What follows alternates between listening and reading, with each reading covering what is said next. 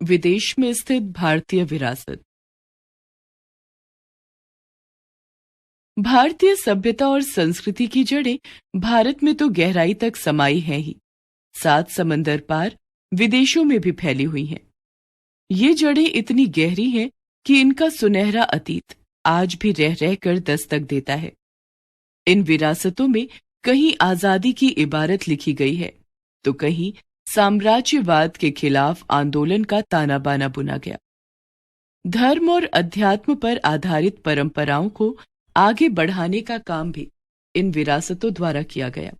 आइए विदेश में स्थित कुछ प्रमुख भारतीय विरासतों पर एक नजर डालते हैं।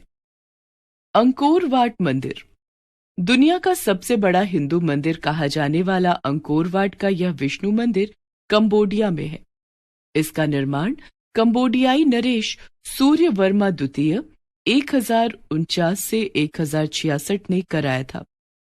इसे यूनेस्को की विश्व विरासत सूची में शामिल किया गया है। बामियान के बुद्ध। अफगानिस्तान की राजधानी काबुल के पास बौद्ध धर्म की जीवंत ऐतिहासिक परंपरा का गवाह रहा है बामियान। यह स्थान गांधार शैली की बुद्ध की आदमकद प्रतिमाओं के लिए जाना जाता है। भारत आने वाले चीनी यात्री ह्वेनसांग ने भी इसका वर्णन किया है। वर्ष 2001 में अफगानिस्तान में कट्टरपंथी तालिबानी शासन आने के बाद इन प्रतिमाओं को काफी नुकसान पहुंचाया गया।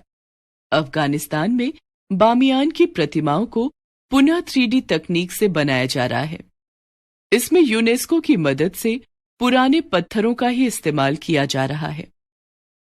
एरावन मंदिर। एरावन थाईलैंड की राजधानी बैंकॉक के बीचों बीच स्थित ब्रह्मा जी का मशहूर मंदिर है।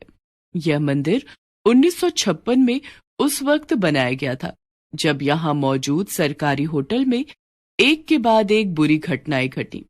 बाद में इसकी जगह मंदिर बना दिया गया। मंदिर में खास तरह की थाई पूजा की जाती है, जो यहां आने वाले सैलानियों के आकर्षण का प्रमुख केंद्र है। मंदिर में पूजा के लिए पारंपरिक परिधानों में नृत्य किए जाने की परंपरा है। पृथ्वीराज चौहान की समाधि। हिंदुस्तान के अंतिम हिंदू सम्राट माने जाने वाले पृथ्वीराज चौहान ने अफगानिस्तान के आक्रमणकारी मोहम्मद गौरी को 1191 में तराइन की पहली लड़ाई में पराजित किया। तराइन की दूसरी लड़ाई 1192 में पृथ्वीराज चौहान की हार के बाद गौरी पृथ्वीराज को गजनी लेकर गया और इसके बाद भारत में इस्लामी शासन की नींव रखी गई। पृथ्वीराज के दरबारी कवि चंद बरदाई के मुताबिक पृथ्वीराज ने गौरी की हत्या कर अपनी हार का बदला ले लिया, जिसके बाद उनकी भी हत्या कर दी गई थी। काबुल में पृथ्वीराज की समाधि आज भी मौजूद है। बहादुर शाह जफर की कब्र। सन 1857 में स्वतंत्रता संग्राम की लड़ाई लड़ी गई। स्वतंत्रता सेनानियों ने अंतिम मुगल बादशाह बहादुर शाह जफर को अपना नेता चुना।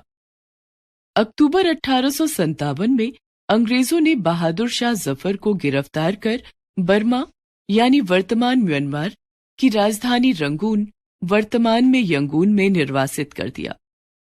यहीं गुमनामी की जिंदगी जीते हुए जफर को अपने आखिरी दिन बिताने पड़े। 1862 में इस दुनिया से रुखसत हुए।